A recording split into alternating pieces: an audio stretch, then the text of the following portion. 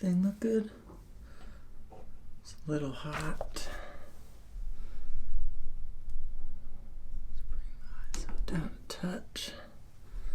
One more maybe. Check, check, check, check. Check, check, check, check. 1, 2, 1, 2. Is this thing on? This thing on? Oh! Here we go.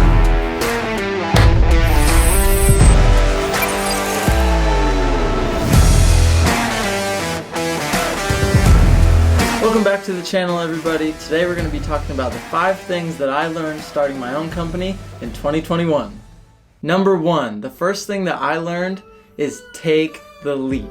I'm sure you've heard this in probably every piece of content that you've ever seen or read about following a dream or starting a company, but it's true. You have to take the leap. Now, this was one of the hardest things for me personally to do. I left a pretty steady job with steady income and health insurance and all of that good stuff. But I really just wasn't being fulfilled, and I knew I had this knack to go after this dream in video and video production. I'm prone to what they call analysis paralysis, and that is doing all the research, all the analyzing, finding all the stories, all the ratings that you could possibly find before you dive into anything, which is great. None of that stuff is bad, but analysis paralysis means you do so much of that, you don't actually ever take any step forward. So there comes a point where you stop learning, you stop getting new advice, but you still aren't moving forward because you're constantly looking for more. Do not become a victim of analysis paralysis. I'm telling you right now, the best thing that you can do to prepare yourself to succeed is just jump. Number 2, and probably my favorite thing that I learned last year, is you have more support than you think you do. One of the biggest concerns that I had diving into my own journey, starting my own company, was that it would be a really lonely journey. Come to find out, there is a whole community following their dreams that want to see you succeed. Other people who you may not even know want to see you succeed simply because at one point in time they were in your seat. They were uncomfortable. They were scared to take the risk. They didn't know all the details of how it would work, and they for sure didn't know how it would turn out. Don't let that stop you. We want to see you succeed. So go for it. Number 3, you can own all the hats, but you don't have to wear them all.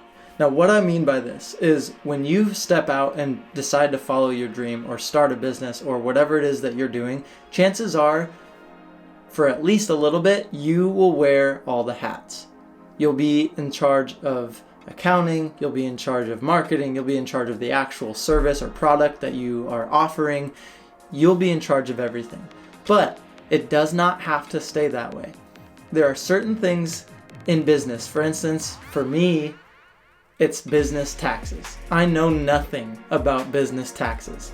For a while, I had to wear that hat. Now, how do I wear it if I don't know how to do it? Use your resources. I had connections with some other small business owners, and I would just ask around, hey, who do you guys use for accounting? Do you do it yourself? What software do you use? And I gained all this feedback from other people, again, who wanted to see me win and were willing to help. From there, I met with one of their CPAs and just laid it out straightforward. I cannot afford to hire anyone to do this, but I have no clue what I'm doing. So would you please help me understand the basics of what I need to do in order to prepare myself well? He got me going down the right path, and I was able to an extent, upkeep my books and my accounting and make sure that come tax time I would not get dinged for anything I was doing incorrectly or unknowingly.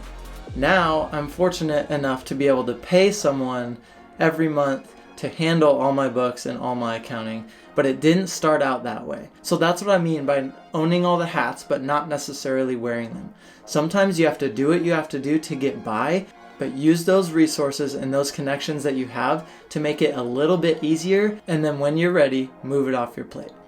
Before we move on to number 4, time for a coffee break.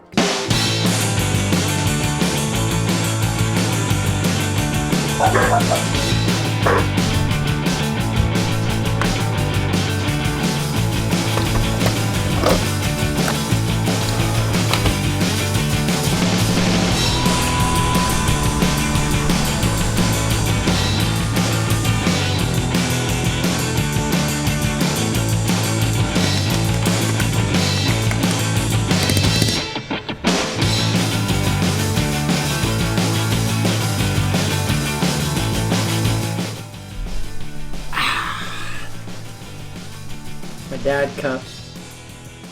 Dad, established 2018.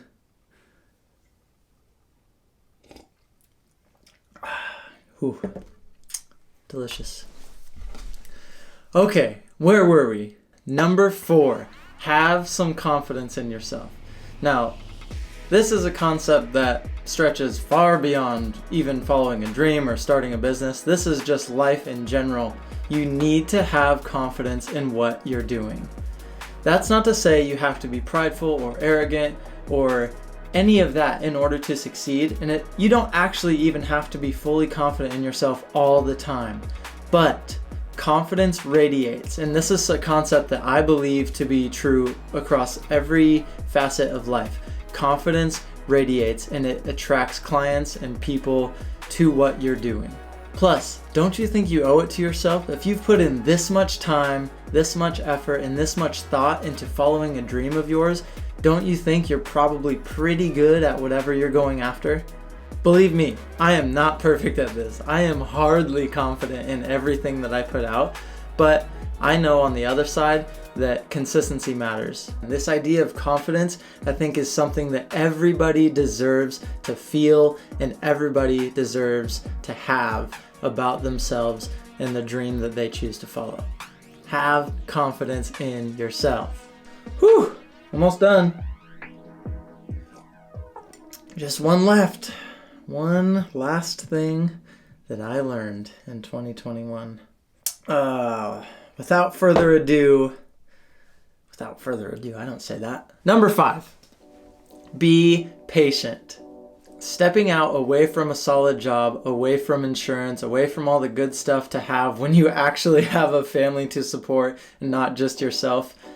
Being patient matters. It was a family decision of ours to allow me to step out on this journey, follow a dream of mine, build this company, this sort of brand that I wanted to go after. But with that, we know from other experiences and other people that it takes an incredible amount of patience to make this work. Not only is that patience in the day-to-day, patience with the struggles, patience with things that you just plain don't like to do that are just part of the job now, but this is long-term patience. This is knowing that maybe it takes 6 months to a year, maybe it takes 3 years, maybe it takes 5 years.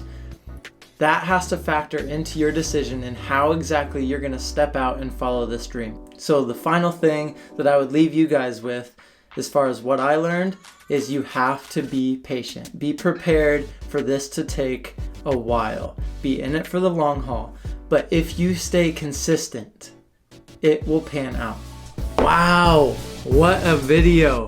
Thank you guys so much for watching. I hope this video served you in some manner. That's ultimately why I'm here, to serve you guys. I want to make videos that you guys love to watch, that you get something from, that have actual meaning and value to you guys. So let me know in the comments. If you have any questions about any of these things that we went over today, hit me up in the DMs, Instagram, Twitter, comment on this video, like it. I would love to hear back from you guys. And we'll see you in the next one.